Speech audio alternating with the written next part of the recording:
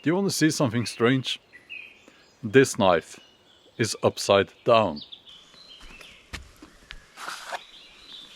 This is a seax, and the word itself is the same word as we use when you talk about the Saxons, the people. And it means to cut.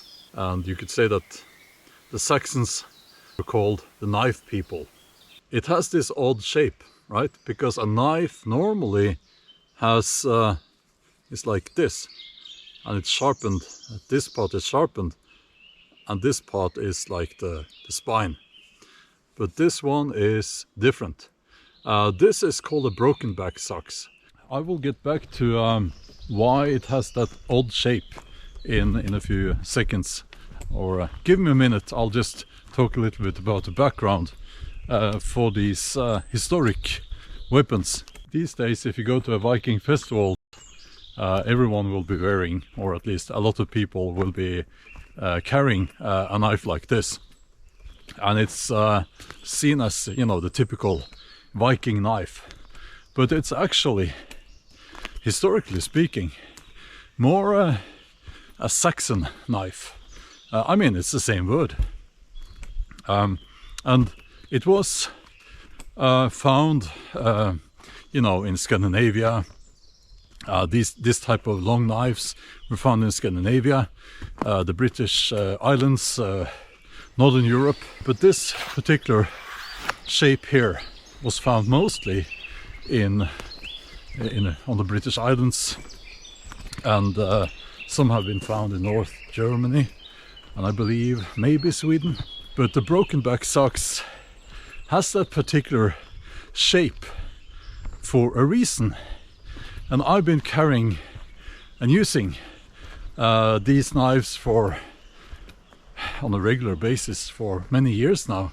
And I can tell you that they might not be the best bushcraft knives, I will admit that, but they have some real life advantages. The broken back seax has the sharpest tip of all knife designs, and that means that it takes very little effort to penetrate protective layers and let's just say the physiology of your opponent. But there are two other very important reasons, and it's in a name, broken back seax.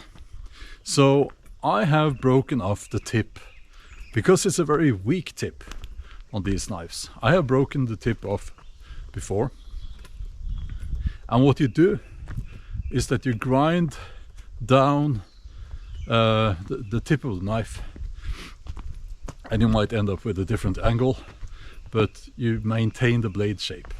Now, this gets a bit technical, I know, but it's extremely practical in that way. And of course, I don't want to be too gory or descriptive here, but I mean, if you were in battle and you broke the tip off inside your victim, that would kind of add to the injury. And here's another thing, and I will actually demonstrate this one big advantage with this blade shape, if I can find a suitable rock.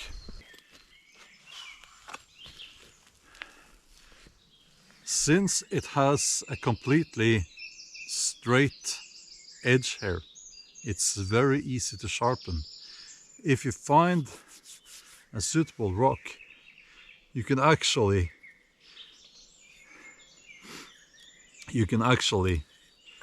do it on the rock. Let's stop right there. I know how this works. A lot of people were now getting ready to write. You can't do that, you can't sharpen your knife like that, you will ruin the knife and all of that. And yes, of course, the Saxons and the Vikings, they carried whetstones, and they would have used those, of course, when they had access to those. But here's my question to you. Do you think that I can sharpen my knife, my seax here, or my sword on a rock in the forest? Let me know if you want me to look further into that and Let me know if you think it's possible at all, and I might make a video on that. Now I use my socks obviously for things like this.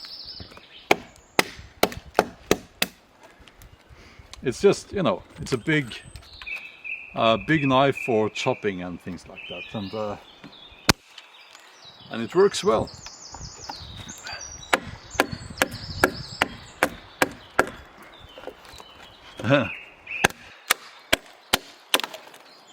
It's a beautiful day out here in the forest. This is the dawn chorus that you're hearing, and yeah, I like to come here. So yeah, this was, well, this is basically a Saxon knife, and you know, it was adopted by the Norse and other people as well. And we must not forget the Frisians, who can also claim ownership to this particular long knife. You also had, of course, the skramasax, which basically means wounding knife, and that was not a tool. That was a longer sax, which was for battle. Here comes the rain. It's still a beautiful morning, even with the rain. So I said in my last video that I would eat a dried fish if this channel ever reaches 1 million subscribers, and I stand by my promise, so you know what to do. And also, my guess is that the gods in Valhalla, they will raise their horns and have a toast for you if you subscribe to this channel. So again, click that subscribe button. And if you are one of the many wonderful people who recently subscribed to this channel, thank you. That means a lot to me. And also, I will ask you for one more thing. If you have something that you want me to talk about or to look into, please write so in the comments, and I'll see what I can do. Someone wrote some time ago, can you build a longship? That's a little bit too much for a video, but it would be very cool. But I'm afraid that will not be possible right now.